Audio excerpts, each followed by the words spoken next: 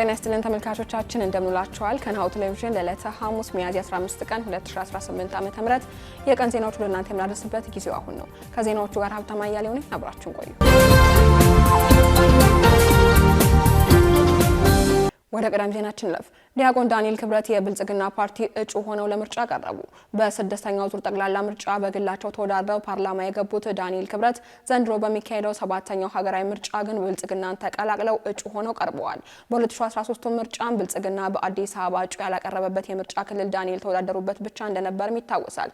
ዲያቆን ዳንኤል ክብረት ምንም እንኳን የእንደራሴዎች መቀመጫን አሸንፈው በግላቸው ፓርላማውን ቢቀላቀሉም በቀጥታ ስርጭት በተላለፉ መደበኛ ይሁን አስቸኳይ የምክር ቤት ስብሰባዎች ላይ ጥያቄ ሲያቀርቡ አሊያም አስተያየት ሲሰጡ ተስተውለው አያውቁም። ዲያቆን ዳንኤል የብልጽግና ፓርቲ ፕሬዝዳንት የጠቅላይ ሚኒስትር አብይ አህመድ የማህበራዊ ጉዳይ አማካሪ መሆናቸውም ይታወቃል።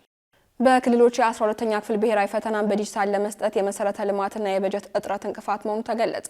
የ2018 ዓ.ም የ12ኛ ክፍል ብሔራዊ ፈተና ሙሉ በሙሉ በበይነ መረብ ወይም ኦንላይን ለመስጠት የታቀደ ቢሆንም የመሰረተ ልማትና የበጀት እጥረት ከፍተኛ እንቅፋት እንደሆነባቸው የቤንሻንጉል ጉሙዝና የትግራይ ክልል ትምህርት ቢሮዎች ተናግረዋል። የክልሎቹ ትምህርት ቢሮዎችም ተወካዮች እንደተናገሩት የኃይል የኔትወርክና የኮምፒውተር እጥረት ለ12ኛ ክፍል ብሔራዊ ፈተና በዲጂታል ብቻ ለመስጠት የተያዘውን እቅድ እንዳያሳኩ እንቅፋት ሆኖባቸዋል። የትምህርት ሚኒስትሩ ፕሮፌሰር ብርሃኑ ነጋ በበኩላቸው ፈተናው በዲጂታል ለመስጠት የሚያስችል ዝግጅት መጠናቀቁንና 122000 ኮምፒውተሮች በተለያዩ ማዕከላት መዘጋጀታቸውን አስታውቀዋል። በቤንሻንጉል ጉሙዝ ክልል 7202 ተማሪዎች ለፈተና እንደተመዘገቡ ከነዚህ መካከል 52 ትምህርት ቤቶች በኦንላይን ቀሪዎቹ 30 ትምህርት ቤቶች ደግሞ በወረቀት እንደሚፈተኑ የቢሮ ፈተናና ምዘና አስተባባሪ አቶ ደጉ ቢሆነኝ ገልጸዋል። በክልሉ 16 የመፈተኛ ማዕከላት ቢዘጋጁም አሁንም 645 ተጨማሪ ኮምፒውተሮች ያስፈልጋሉ ተብሏል። በተመሳሳይ በትግራይ ክልል የተማሪዎች ምዝገባ 90% ቢጠናቀቅም ከጥቅምት ወር ጀምሮ በጀት በመቋረጡ ትምህርት ቤቶች የመዘጋት ስጋት ላይ እንደሆኑ የተናገሩት ደግሞ የክልሉ ትምህርት ቢሮ ኃላፊ ዶክተር ኪሮስ ጉሽ ናቸው። አሁን ባለበት ሁኔታ የፈተናውን አሰጣጥ እርግጠኛ ሆኖ መናገር እንደማይቻል የገለጹት ሚኒስትሩ ተማሪዎች ከዋናው ፈተና በፊት ለ2 ወራት የሙከራ ፈተና በመውሰድ በኮምፒውተር ጋር እንዲላመዱ እንደሚደረግ ቢገለጽም በክልሉ ያለው ተጨባጭ ሁኔታ ከእቅዱ ጋር የሚጣረዝ ነው ተብሏል። ክልሎቹ በቴክኖሎጂ የታገዘ የፈተና ስርዓት ለመዘርጋት የታለመ እቅድ በክልሎች ደረጃ ካለው የመሰረተ ልማትና የፋይናንስ አቅም አኳያ ያለመሳካት እድሉ ቢገልጹትም ትምህርት ሚኒስቴር የ12ኛ ክፍል ብሔራዊ ፈተና በሌሎች አማራጮች ሊሰጥ እንደማይችል ያስቀመጠው አማራጭ የለም ተብሏል። የኢትዮጵያ ፌዴራል ፖሊስ የጦር መሳሪያዎችን በዘመናዊ ዳታቤዝ መመዝገብ መጀመሩን አስታወቀ። ፌዴራል ፖሊስ በተቋሙ ግምጃ ቤትና በአባላቱ እጅ የሚገኙ የጦር መሳሪያዎች ላይ ምልክት የማድረግና ወደ ዘመናዊ መረጃ ቋት የማስገባት ስራ በይፋ መጀመሩን አስታውቋል። አዲሱ አሰራር በሀገር አቀፍ ደረጃ የትኛውም የጦር መሳሪያ የት እንደሚገኝ በቀላሉ ለማወቅና ለመቆጣጠር ያስችላል ተብሏል። ምልክት የማድረጉ ስራ ህገወጥ የጦር መሳሪያ ዝውውርን ለመግታት የጠፉ መሳሪያዎችን ለመለየትና የጦር መሳሪያ የታገዙ ወንጀሎችን ለመመርመር ትልቅ አቅም እንደሚፈጥርም ተጠቁሟል። የምዝገባ ሶፍትዌርና የመረጃ ቋቱ በፌዴራል ፖሊስ የቴክኖሎጂ ባለሙያዎች የበለጸገ መሆኑ ተመላክቷል። በፌዴራል ደረጃ የተጀመረው ይህ ምዝገባ በሁሉም ክልሎችና የከተማ አስተዳደር ፖሊስ ተቋማት ውስጥ ተግባራዊ ይደረጋሉ ተብሏል። ካሽጎ በየትኛውም ዓለም ሆነው በማንኛውም ሰዓት ለወገኑ የሚደርሱበት ፈጣን የገንዘብ መላኪያ ተከፈተሎ። ማስተርና ቪዛ ካርዶን በመጠቀም ከ5 እስከ 20 ዶላር የሚልኩበት አዲስ የገንዘብ መላኪያ መንገድ። ካሽጎን ለየት የሚያደርገው የትኛውም የገንዘብ ዝውውር በፍጥነት አገልግሎት ከመስጠቱም ባሻገር ለማንኛውም አገልግሎት ምንም አይነት ክፍያ አለመጠየቁ ነው። በሀገራችን ታሪክ ገንዘብን ከውጪ ወደ ሀገር ቤት በማስተላለፍ በመተግበሪያ መልክ አገልግሎት መስጠት የጀመረው የመጀመሪያው ሀገር በቀል የገንዘብ መላኪያ ዘዴ ካሽጎ ከ4500 በላይ ባሉ የባንክ ቅርንጫፎች አገልግሎት እየሰጠ ይገኛል። ገንዘቦን በሰኮንዶች ልዩነት ውስጥ ይፈልጉ በአካውንቶ ወይንም በእጆ ቆጥረው የሚወስዱበት ልዩ ዘዴ። በቅርቡ ሁሉንም ኢትዮጵያዊ ባለቤት ለማድረግ ጉዞ የጀመረው ካሽጎ ዛሬውኑ መተግበሪያውን በስልኮ ላይ በመጫን የአገልግሎቱ ተጠቃሚ ሆኑ። ፍጥነት መለያችን፣ ኢትዮጵያን መክፈቻችን፣ ካሽጎ ነው መላኪያችን። ካሽጎ የአዲሱ ትውልድ ብራንድ። ወደ ውጭ ዜናዎች እናልፋለን። የተባበሩት መንግስታት ተወካይ በሊቢያ የተፈጠረውን ፖለቲካዊ ቀውስ ላይ መሻሻል አለማሳየቱን ቅሬታ እንደፈጠረበት አስታወቀ።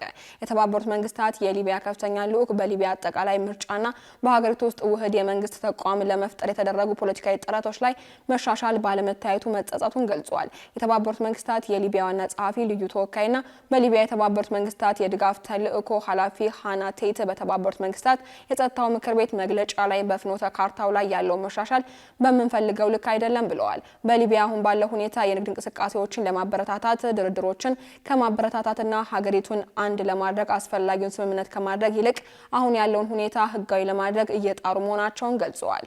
በፍኖተ ካርታው አተገባበር ላይም ቀጣይ እንቅስቃሴ አለማድረግ ሀገራዊና ክልላዊ አደጋዎች አሉ ሲሉም ኃላፊው አስጠንቅቀዋል። የሊቢያ መሪዎች ተቋማትን አንድ ለማድረግና ብሔራዊ ምርጫ እንዲካሄድ ለማድረግ የተጣለባቸውን ግዴታ እንዲወጡ የጸጥታው ምክር ቤት የጋራ ተጽዕኖ እንዲጠቀምም ጠይቀዋል። በሊቢያ የተባበሩት መንግስታት ድርጅት ዋና ጸሐፊ ልዩ ተወካይና በሊቢያ የተባበሩት መንግስታት የድጋፍ ተልእኮ ኃላፊ ሃና ቴት በኒውዮርክ በሚገኝ የመንግስታቱ ድርጅት ዋና ጽህፈት ቤት በተካሄደው የጸጥታው ምክር ቤት ስብሰባ ላይ ጉዳዩን አብራርተዋል። ሃና ቴት በሊቢያ አጠቃላይ ምርጫዎችና የተዋህዶ የመንግስት ተቋማትን ለማጎልበት የተቀረጸው የፖለቲካ ፍኖተ ካርታ እድገት እጦት እንደጸጸታቸውም መግለጻቸውን የዘገበው ዥንዋ ነው።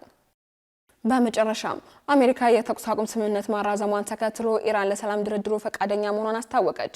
ፓኪስታን በአሜሪካና ኢራን መካከል ለሚደረገው ሁለተኛ ዙር የሰላም ድርድር ዝግጅቷን ቀጥላለች። ነገር ግን ከአሜሪካ ወይንም ከኢራን የተውጣጡ ልዑክ ቡድን ይሳተፉ እንደሆነ እስካሁን ማረጋገጥ አለመቻሉን ቢቢሲ በዘገባው አስነብበዋል። የኢራኑ ፕሬዝዳንት ማሱድ ፔሽኬስ ቴህራን አሁንም ለውይይት ክፍት እንደሆነች ቢናገሩም የአሜሪካ ስምምነቶች መጣስ፣ እገዳና ዛቻዎች ለሁለተኛ ድርድር ዋና እንቅፋቶች ናቸው ብለዋል። ዓለም ማለቂያ የሌለውን ግብዝነት የተሞላበት ንግግር እያየ ነው ሲሉ አክለዋል። የአሜሪካ ልኡካን እንደሚመሩት የሚጠበቁት ምክትል ፕሬዝዳንት ጄዲ ቫንስ አሁንም በአሜሪካ ይገኛሉ። ይህ በእንዲህ እንዳለ የአሜሪካው ፕሬዝዳንት ዶናልድ ትራምፕ ረቡዕ ዕለት ሊጠናቀቅ የነበረው የተኩስ አቁም ስምምነት አራዝመዋል። ከኢራን ጋር እያደረጉት ያለውን ጦርነት መቼ እንደሚያቆሙ የጊዜ ገደብ አልተቀመጠም ሲሉ አክለዋል። የዋይት ሀውስ የፕሬስ ሴክሬታሪት ካሮላይን ሌቪት እንደተናገሩትም የተራዘመው ተኩስ አቁም የሚያበቃው የጊዜ ገደብ የለውም ብለዋል። በሆርሙዝ የባህር ወሽመጥ ዙሪያ ውጥረቱ ቀጥሏል። የኢራን ዋነኛ ተደራዳሪ አሜሪካና እስራኤል የተኩስ አቁም ስምምነቱን በግልጽ በመጣሳቸው ወሳኙ የባህር መተላለፊያ ሊከፈት አይችልም ብለዋል። እነሆ የምስራች! የ10 አየር መንገድ የበረራ ትኬት ለውድ ደንበኞቹ በተቀላጠፈና አስተማማኝ በሆነ መንገድ እያቀረበ ያለው። በዚህም በደንበኞቹ የተመሰገነው ጉዞጎ አሁን ደግሞ ተደራሽነቱን በማስፋት ተጨማሪ ባንኮችን በማካተት ለውድ ደንበኞቹ የበለጠ አስተማማኝ ለመሆን ችሏል። የጉዞጎን አፕሊኬሽን ከአፕ ስቶር ወይም ከፕላይ ስቶር በማውረድ የመነሻና የመድረሻ ከተማዎትን መርጠው ዋጋ አወዳድረው የሀገር ውስጥም ሆነ ዓለም አቀፍ በረራ ማድረግ ካሰቡ የበረራ ትኬቶን ክፍያ በአቅራቢያው በሚገኙ ባንኮች አንድም በአካል በመሄድ ወይም በኦንላይን የክፍያ አማራጮች ክፍያዎትን በመፈጸም የበረራ ትኬቶን በእጅ ያስገቡ።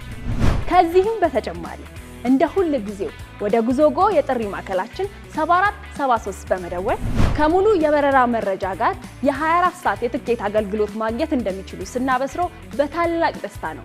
ለበረራዎ ጉዞጎ።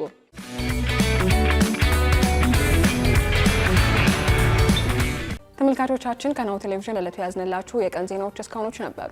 ዜናዎቹ ወደ እናንተ ያደረስኩኝ አብራችሁ ቆየሁት ሀብታማ እያሌው ነበርኩኝ። ሰናይ ቀን።